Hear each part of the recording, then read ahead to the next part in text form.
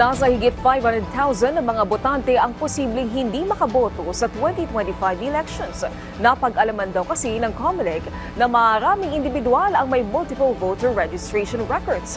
Si Patricia Lopez ng IBC sa Balitang Pambansa.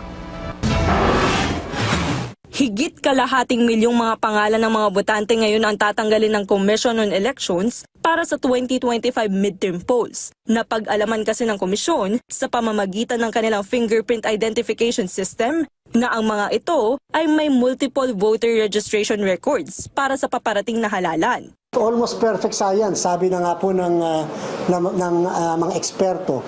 At sabi na rin ng Korte Suprema, yan pong fingerprint, isang tao, isang fingerprint. Walang tao sa buong mundo kahit magkakambal ang parehas ng fingerprints. Iimbestigahan naman daw ng komisyon ang mga posibleng rason kung bakit nga ba nagkaroon ng higit sa isang registration record ang isang individual. Titingnan din natin kung ano yung kadahilanan muna. Minsan kasi naman nagpa-transfer ng registration, hindi naman kaagad na-transfer yung registration, nagpa-reactivate, tapos yung pala reactivation with the new registration. Ang sinasabi lang natin, baka naman sa part naman namin na ang naging problema rin, titingnan din natin. Baka hindi kaagad na-forward yung records kasi. Pero kung mapatunayan nagkaroon nga ng illegal na multiple voter registration ng isang individual, mahaharap ito sa 1 hanggang 6 na taon ng pagkakakulong bilang paglabag sa election laws ng bansa.